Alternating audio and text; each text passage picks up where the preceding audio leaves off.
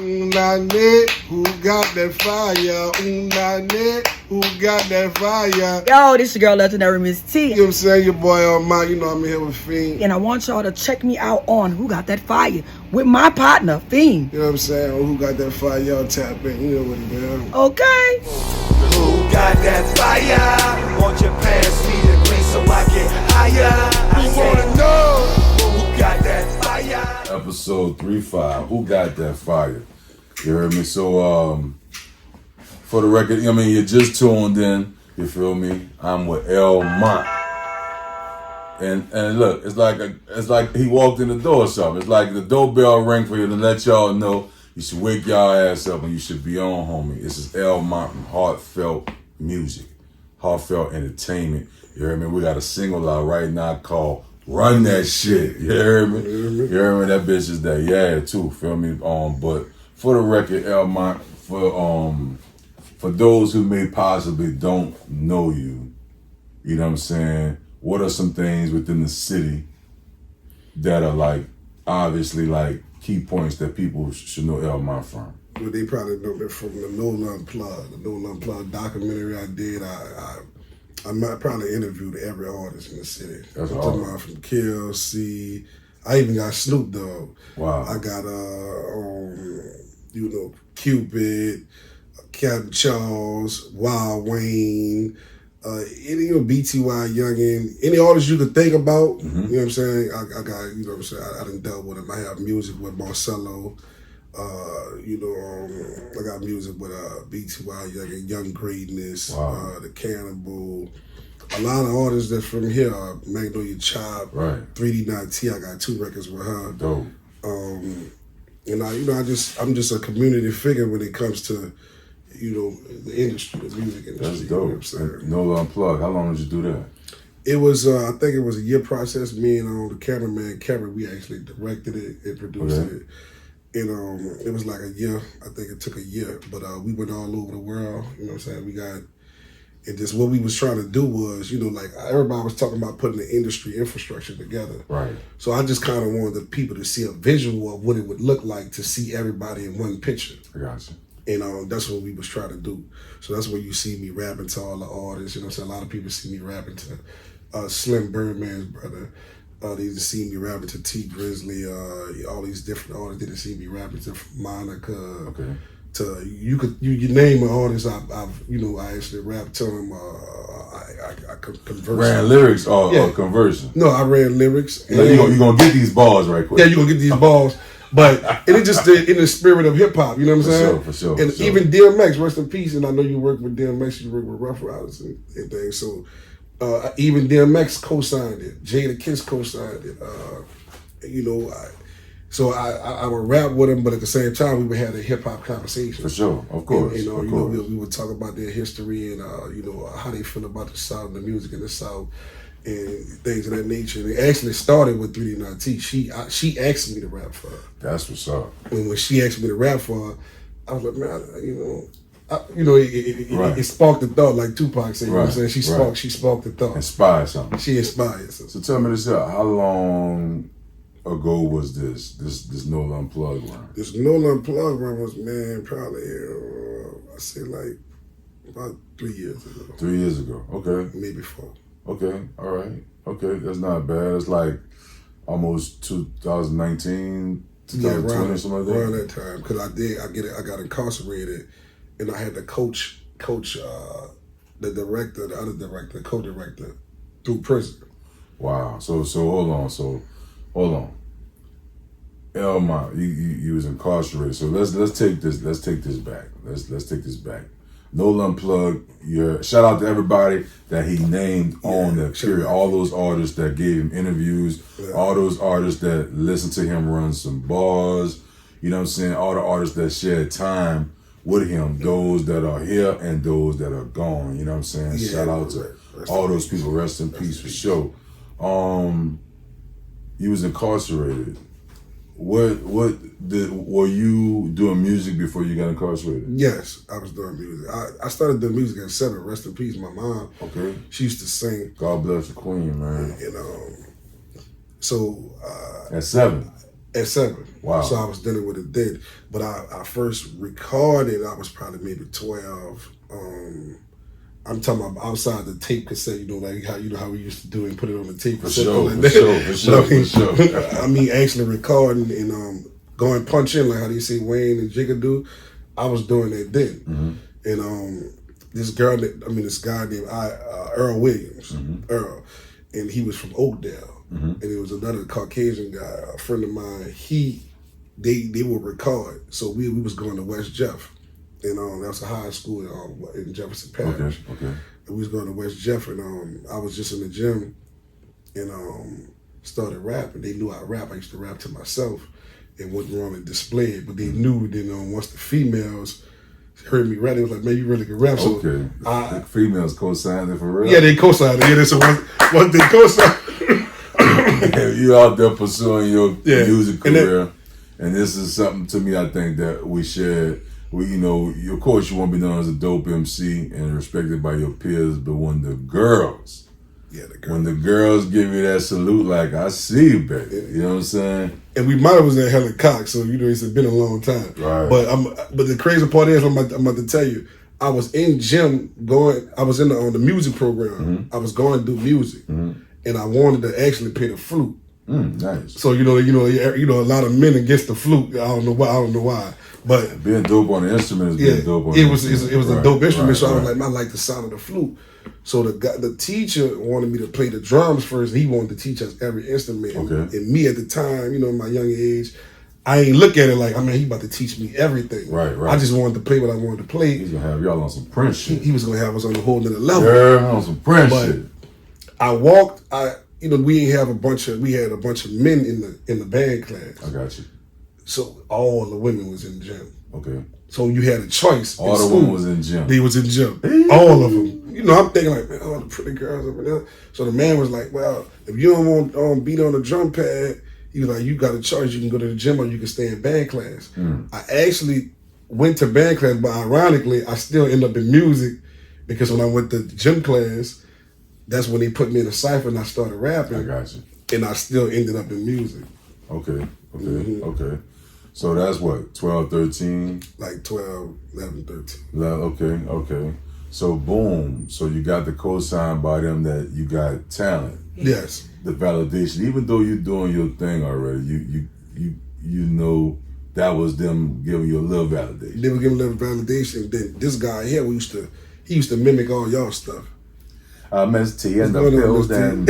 You heard me? Yeah, like I said, come have a seat and enjoy, mama. You know what I'm saying?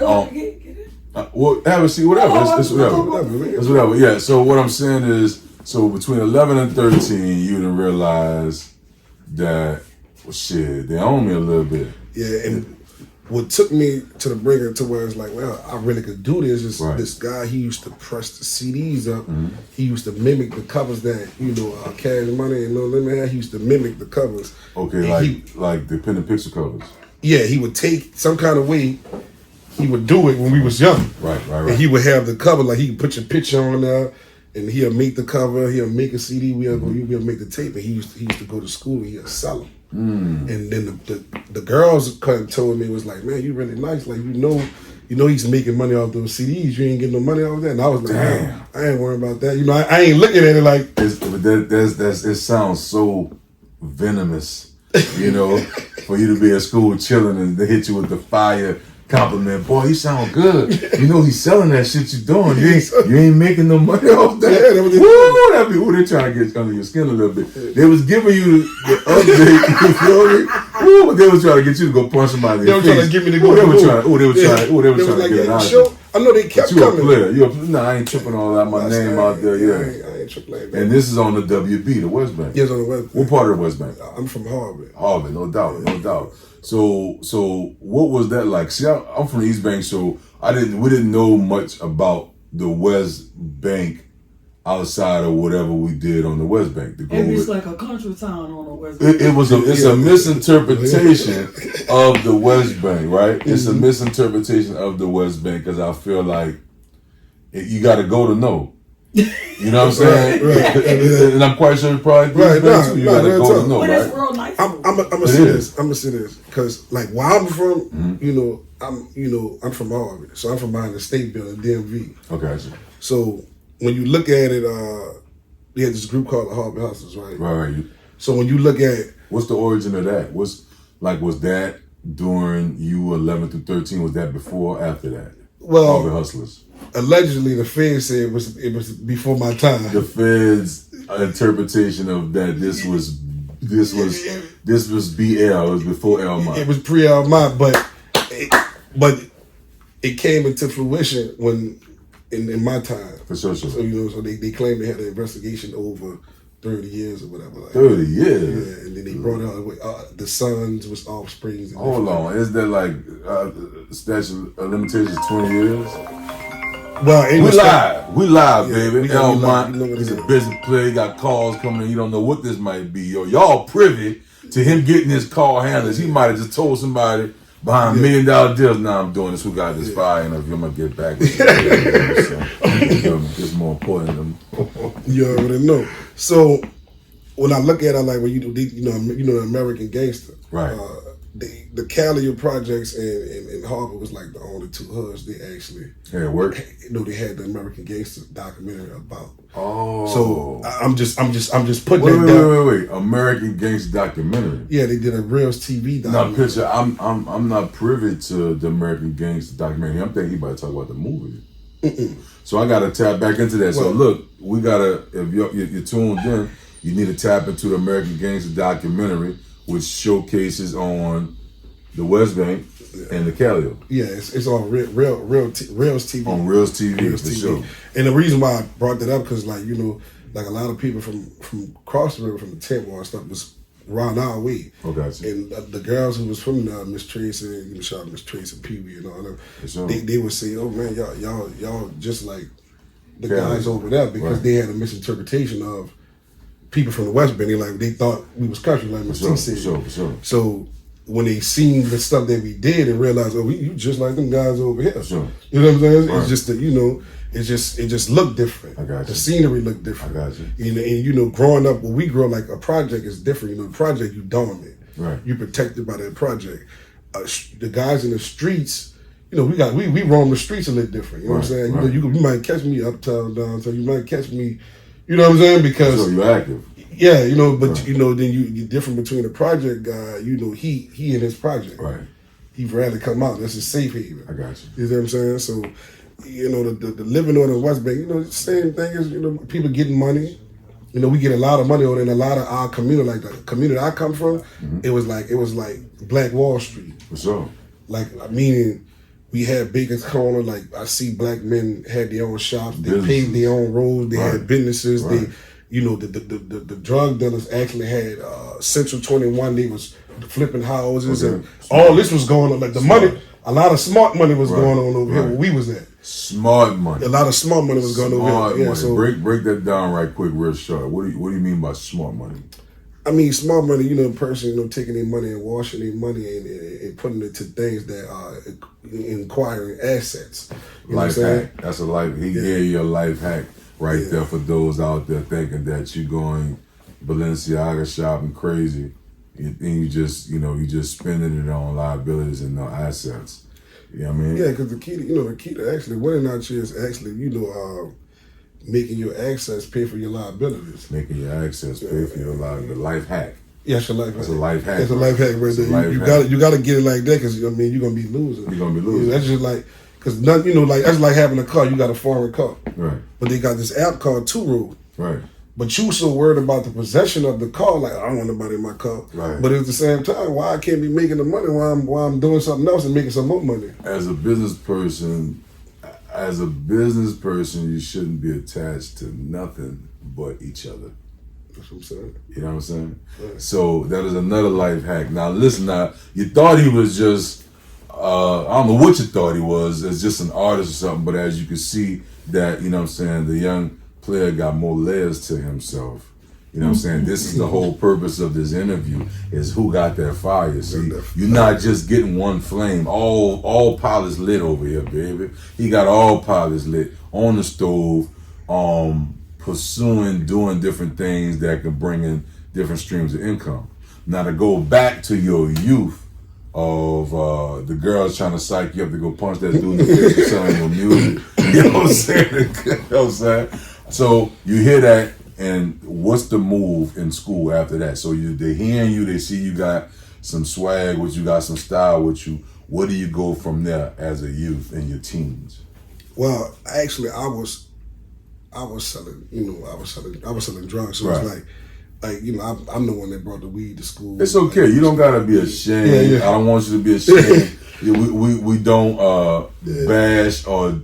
I ain't glorifying that. We're not glorifying, and we don't drug shame here. Right. We don't drug shame here. You know what I'm saying? We all got to pass. I forgot you connected to the legal. I'm just legal saying drug, though. Yeah, we don't drug shame. We just look at it as entrepreneurship. Right. So it's quite okay. I like. Hey, I can relate. Right. It's goods and services. It's good and service, It's and that's why I services. get my style from. Like I grew up in a dope house. I grew up in crackheads, dope fiends. So I grew up in that, and my auntie put me in the game young. For sure. You know what I'm saying? What age was this? I was probably like 11 years old. 11 years old. Auntie showed you how to make your coin. Yeah, she showed me how to get the bread. Get some bread. And she actually got a dude from the Magnolia Project. For sure. I ain't gonna say his name, but to come over there and kind of show me some stuff. For sure. Teach you how to cook. Well, my uncle was showing me how to cook, but she was trying to get him to teach me how to block hustle. I was hustling from the porch because she would have the Vicks come. Sure. What's the difference between the block hustle and hustling from the porch? It's a different because it's different dynamics. You got to look for. Don't get me wrong. Even in the house, if you And hustle off customers. the porch, you know what I'm saying. No, it's a different dynamic because a lot of people ain't gonna come to the house. You only have a select customer ship that gonna come to the VIP. house. You see what I'm saying? VIP come to the house. Because this is where you lay your head at. VIP So you come to the house. Exactly. Who spending large bread. The people who you have somewhat of a trustful relationship with. So that's like the lady who I first served. She was like a real good friend of my auntie's. So she can come to the house. She can come to the house. And school. It comes in school, exactly. But the block got different politics than you being on that porch. Right. The block is mostly up front because I got to deal hand in hand. I got to deal with the people. I got to meet the people right then and there. You feel what I'm saying? Right. So it's like block hustling is totally different. Trust me, it's a whole different ballgame. And that's when the guns come in. That's when. Wild West. Yeah, exactly. You know what I'm saying? Because you got to worry about now. I got to worry about D-Long because you worry about it in my house too. But I mean, it's different because you're more in front. It's faceless consumership. Right. You don't know the thread of that individual at all. Right. So I gotta have my hand ready like this. I'm serving like this. I gotta count. I gotta count in front of you or whatever. Right. Take my eyes off you to count. Yeah, it's a lot. It's a lot. It's a lot going. Right, It's a lot going. It's a lot going. Yeah. So just the understanding politics right there is gonna help you aid you through it. That's hard. You know what I mean? I wish I could. Well, actually, right now I'm fighting a charge. Right now I'm fighting the gun charge. You know what I'm saying? I'm fighting the gun charge. This probably be my fourth charge, so that would make me a quad bill. A quad bill. Wow. A quad bill. What you do? You got then my first charge was a murder charge. Right. The charge after that was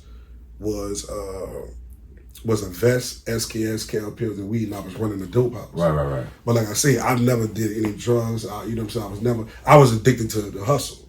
You feel me? I was addicted to hustling. That's an addiction too. That was a real addiction. You know what I'm saying? So I was just like the Vic. We both had. You got a thrill off of just cash. Yeah. But like I told my auntie, she a pastor now. When she had hit a coma, and I tell her about it. I be like, man, auntie, you really, I had to come when I got old. I was like, man, auntie, you really destroyed my life. You know that, right? You know, but at the same time, because she really put me in, she put me in a situation. She'd been in St. Gabriel for. She was a real. That's all she knew. Yeah, that's all she knew. But so if you was gonna be around her, you had to know what she knew. Well, what it was, all her brothers and sisters smoked crack and did dope. For sure. She realized, this is what she told me when she first put me in, and she was like, look, if they catch you with it, I'm going to come sign you out. See, at the time, they had a place called Revolve. They could just sign you out. Right. She said, just don't say nothing. I'm going to sign you out. Right. And she felt more trustworthy than me than the drug addict. Her siblings. Her siblings and her children. For sure. All that, you know what I'm saying? So they got a taste of it. like I literally like, you know what I'm saying, like when they like late 90s, I got a beeper. I'm young doing this shit. Like I probably, like I tell you, about 11, 12. Yeah, we share like I really some was similarities. The crazy part about it is, rest in peace to my mama. The only part I regret about that is when she gave me I had this crack. I had a big old, I remember the big pill bottles. I had some beige Coke, some brown Coke, and some white Coke. Beige Coke, brown Coke, and white Coke. What you felt was the difference? But like, you know what I'm saying? I know. Well, at the time, my young mind wasn't processing. Of course. Wasn't processing exactly what it was. Right. I just knew it was different Coke. Right, you feel what I'm saying? Right. Because like I'm young. You know what I'm saying? I showed it to one of my pilots. He tried to get me in a jam when because I'm thinking. You know what I'm saying? I'm young. But you know not what is it? Because I won't know. What you say? Because I've been around that all my brothers and stuff used to cook while I used to be in the house. Mm-hmm. So I know the smell, I know everything, but I never saw the brown, white, and whatever else used to be. Explain that. What is the oily? Okay. It's the difference in oils, and it's the difference. So the white is the Coke. It's all Coke. It's all Coke. It's different. It's different cups. Like Fiend weed, Queen Elizabeth. Yeah. No, monkey. What it was, monkey puss? He said monkey.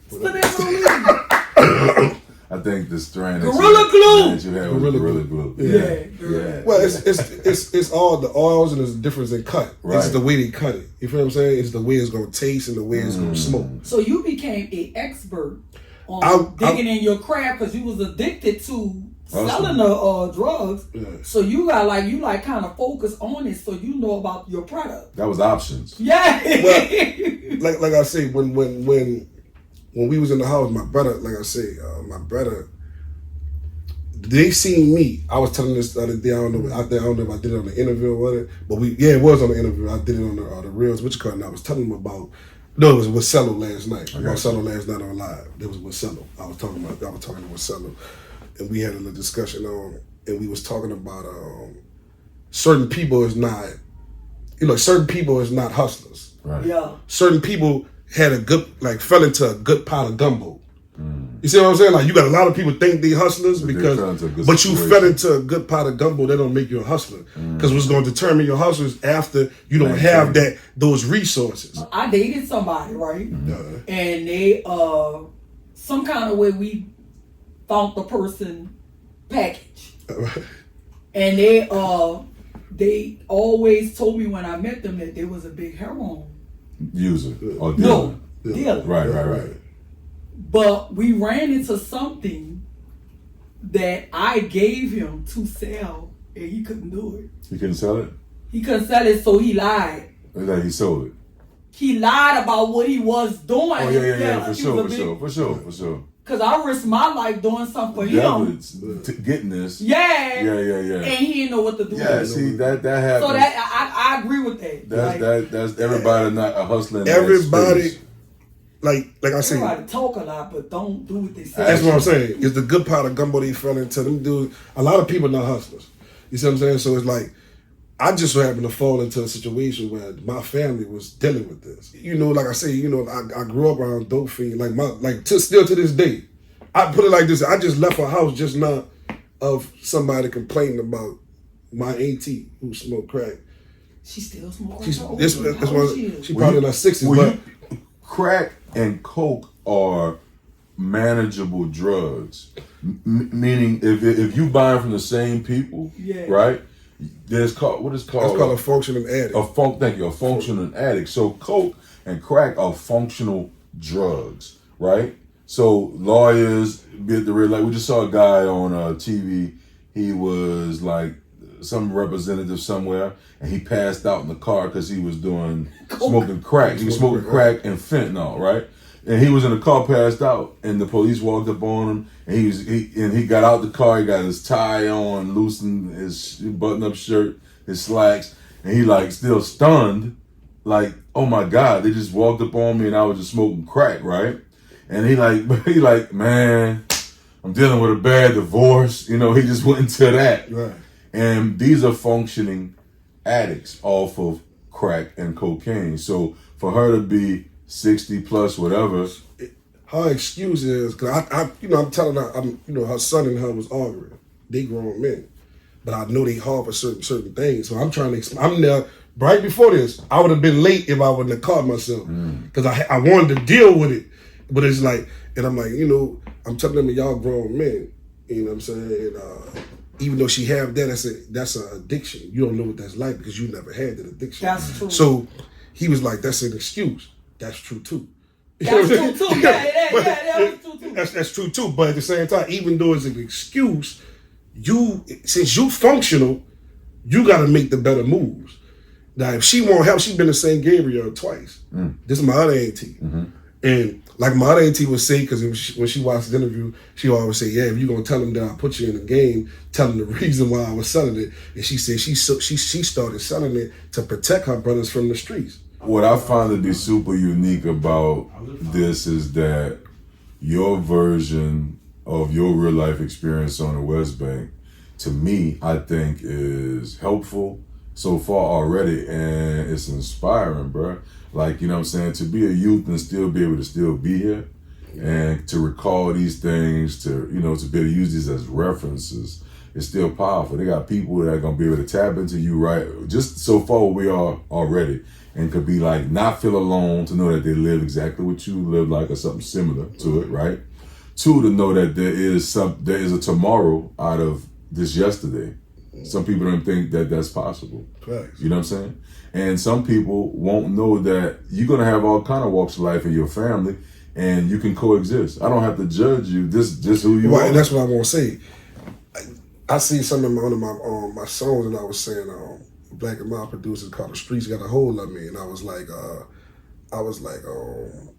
referenced my AT, right. One of my ATs.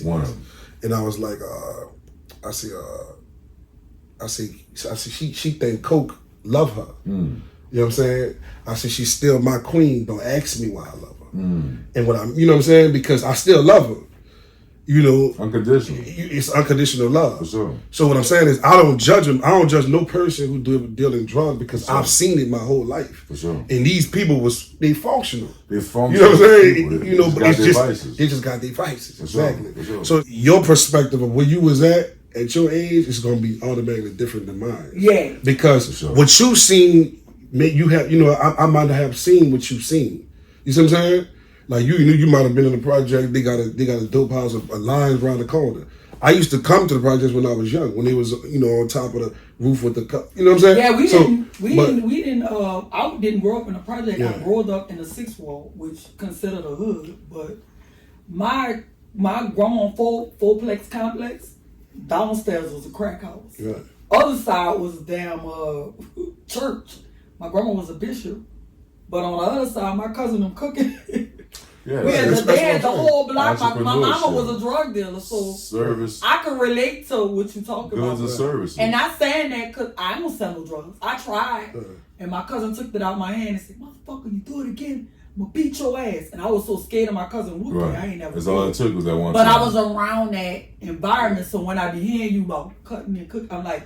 I used to be around all that. That's what I'm saying. Like, I'm basically telling y'all, it's really no different than. Yeah, I was right. I'm not even selling drugs, but I was around. Downtown, it's really no different because the culture. That's what I'm showing you. I'm showing y'all right. I'm pretty sure you can relate to this, and you can relate to this for sure. But if it's relatable to you, it's really no different. It is it's relatable. You know what I'm saying? Because in the instance you say, "Oh, they country or whatever." But this is the same thing as going on in your house. It was the same thing. Exactly. So how could it be so? Which I'm embracing it. I embrace if you call me country or not. I'm not tripping. But that be our inside joke about. Yeah, I know. You know that already. Yeah, but that's a misinterpretation. But me personally, this is how I processed it. Right? We feel like I'm from the city. This city is New Orleans, right? I'm from the city, Canal Street, right there. In Rubenstein on a regular type of. This is how we process being from the city. Yeah. I'm telling you, from somebody from uptown, born and raised, Hollywood, like this is how we looked at it. My brother hustled for Bally Commodores and Polos. This is just a part of our lineage. This is like to this day, bro. Like, you feel me? These are standards in our life. And our first encounter going on the West Bank, it wasn't it didn't reciprocate that. So we might have went to somewhere that was completely not where you from, and got that version. Yeah, he ain't got that right? version. And right. you could have went somewhere on the East Bank, and it could have been somewhere you've been like, hold on, this ain't the East Bank. I heard about bitch all the country. You heard me? Right, fact. So that's what I really got off. And shout out to that West Bank for sure. Very, very powerful bank. What made you choose music, knowing that you was making an income young off of your own entrepreneurship? Well, the whole time I was doing it, I was always doing music. Like I'd be on the block. Like if like my partners that's in the feds, if any one of them can speak, they'll tell you like, man, this motherfucker used to have headphones. They used to be telling me, man, you can't be having headphones on out here. You know what I'm saying? Like, I literally used to be out there like. Who inspired you? Your time coming up. What made me want to do it professionally was Soulja Slim. Like when I watched him, there you go. I knew it was somebody. No, when I watched him at Team Summit. I was already rapping, but I didn't know. I thought, all right, it was a girl. It really was the women. I'm gonna be honest with y'all. See, we're going back to that. See what I'm trying to tell you. We're going back to that. No, real talk. It's real talk. That's it was real the fucking talk. women though. For the boys, it was the girls was gonna be on you. Yeah, because I seen this is what I seen. Right, the little chick I had a crush on. I used to date her friend. Okay. And when she seen me at Team Summit, she ran up on me, and she went to screaming when Slim came on. He had grabbed. She went to screaming. I was sitting there like, hold on, bitch. Hold on, bitch. Wait. Hold on. She was like, come with me. That's what you like? And she grabbed me, but it fucked me up. I thought women ain't listening to Soulja Slim. Like I'm just saying, like I thought it was just street shit. Like I'm thinking that's just my lane. Y'all don't live. This ain't some shit. I ain't no women. For the record, women love to put on their scrubs and sell all the dope they can before pulling up to the hospital to go work this shit. And they call trapping. Shout out to Soulja Slim. Shout out to Linda Tap.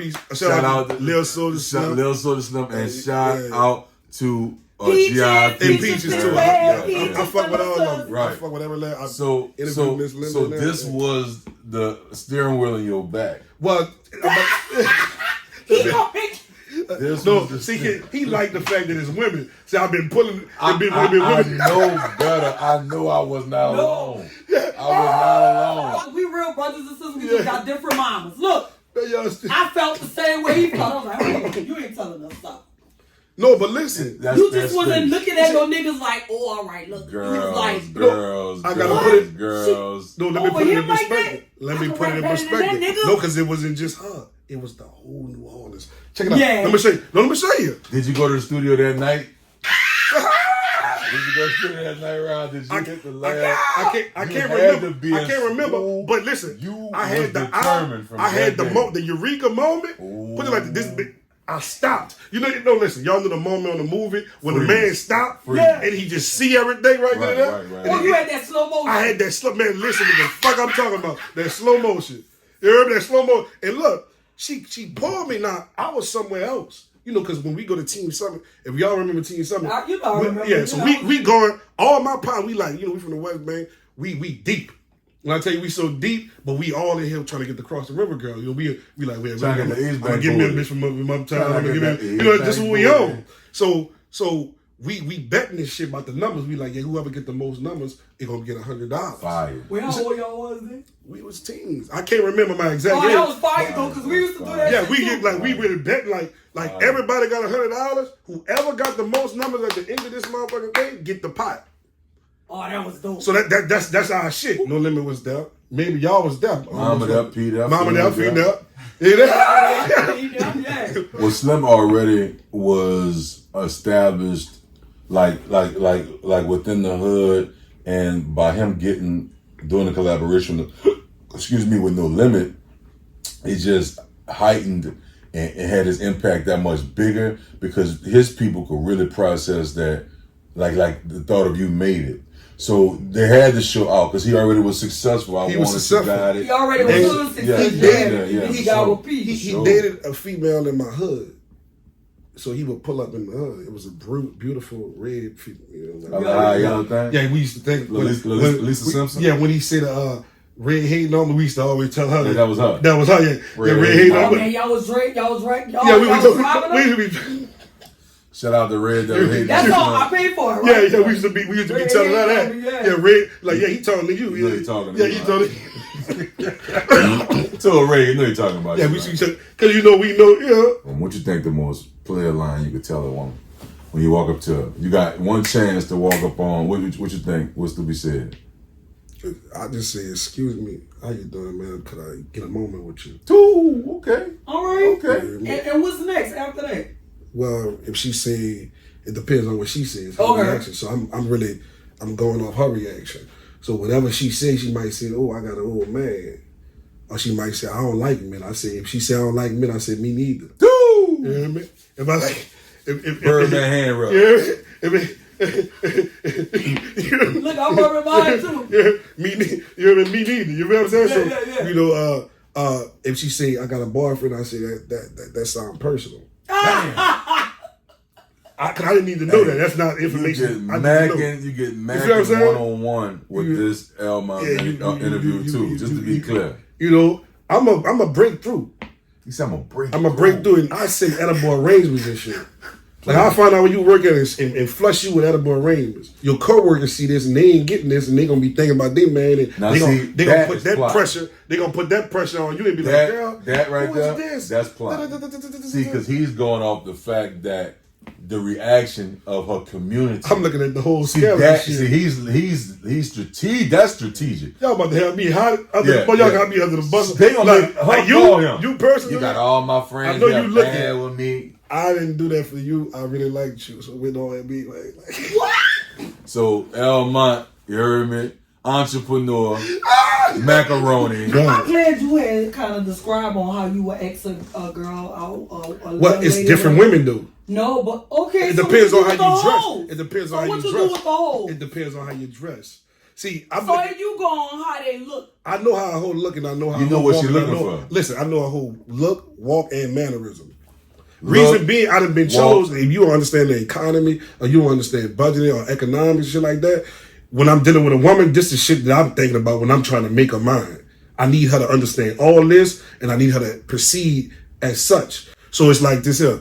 My mama, she taught me something. She was like, man, look, see this right here?